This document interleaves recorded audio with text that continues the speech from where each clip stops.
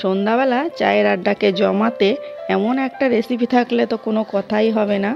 তো দেখুন বন্ধুরা, কিভাবে বানিয়েছি একদম সহজ উপায়ে পাস্তা তেলের ভিতরে দিয়ে। তো কিভাবে দেখুন বানাচ্ছি, একদম সহজ। পুরো ভিডিওটা দেখার অনুরোধ রইল। আর ভালো লাগলে অবশ্যই লাইক কমেন্ট শেয়ার করবেন, বলতে ভুলবেন না কেমন হয়েছে। এখানে আমি 1 কাপ জল নিয়েছি আর 1 কাপ পাস্তা নিয়েছি আমি।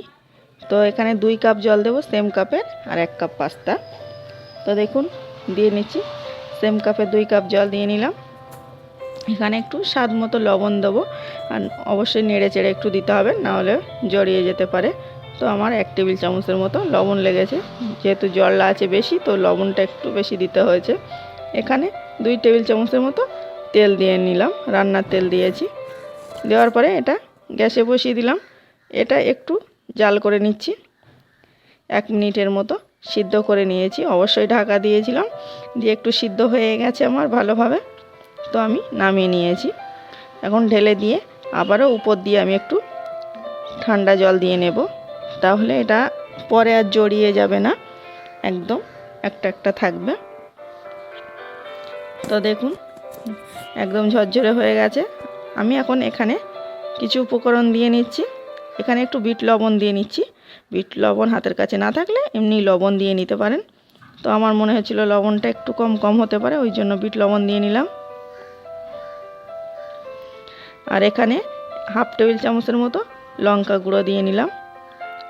এটা অবশ্যই লঙ্কাটা দেওয়ার চেষ্টা করবেন, খেতে বেশি ভালো লাগে। তো আবারও একটা প্যাচুলার দিয়ে এভাবে মেখে নিচ্ছি, যেহেতু একটু নরম হয়ে গেছে তো একটু সাবধানে মেখে নিতে হবে। তো দেখুন আমার এটা মাখা হয়ে গেছে। এখানে আমি একটু ম্যাগি মশলা তো হাফ দিয়ে নেবো, একটা প্যাকেটের হাফ, এই যে দেখিয়ে নিলাম ম্যাগি মশলা হাফ দিয়ে নিচ্ছি। দিয়ে আবার এটা মেখে একটু সাইডে সরিয়ে রাখলাম। এখানে একটা প্যান বসিয়ে দিয়েছি, তেলটা পুরো ভালোভাবে গরম হয়ে গেছে আমার। তারপরে কিন্তু আমি পাস্তাগুলো দিয়ে নিচ্ছি, হাফ করে দুবারে ভেজে নেব। তো দেখুন এভাবে ভেজে নিচ্ছি। এটা এতটা মজার হয়েছে, পুরো না খেয়ে বুঝতেই পারবেন না, আর পুরো ভিডিওটা না দেখলে বুঝতে পারবেন না। আমি ভেঙেও দেখিয়ে দিচ্ছি। তো দেখুন একটু খুব বেশি কালার করার দরকার নেই, এটা অল্প অল্প কালার হলেই হয়ে যাবে। একদম কুরকুরের মতো হয়েছে। তো এই রেসিপিটা সন্ধ্যাবেলা চায়ের সঙ্গে রাখতে পারেন কিন্তু। তো দেখুন এভাবে একদম এভাবে নাড়তে হবে, কিন্তু এভাবে ঝরিয়ে না হলে কিন্তু জড়িয়ে যেতে পারে বা ভেঙে যেতে পারে, এভাবে নাড়বেন। তো একটু সময় ধরে এভাবে ভেজে নিতে হবে যতক্ষণ না কালার আসবে। তো আমার পুরোপুরি ভাজা হয়ে গেছে, আমার রেডি। আমি এখন তেল ছেঁকে তুলে নিচ্ছি।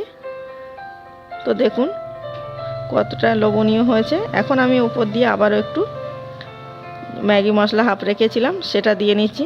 এখন চাইলে একটু লঙ্কার গুঁড়োও দিয়ে নিতে পারেন। তো আমার এটাই পুরো কমপ্লিট হয়ে গেছিলো, দারুণ খেতে লাগছিল। তো দেখুন পুরোপুরি রেডি। আর এটা কতটা মুচমুচে হয়েছে আমি জাস্ট একটা ভেঙে দেখাই। দেখুন আমি একটা ভেঙে দেখিয়ে দিচ্ছি, জাস্ট একদম মুচমুচে আওয়াজটা আছে, আর অসম্ভব মজার খেতে।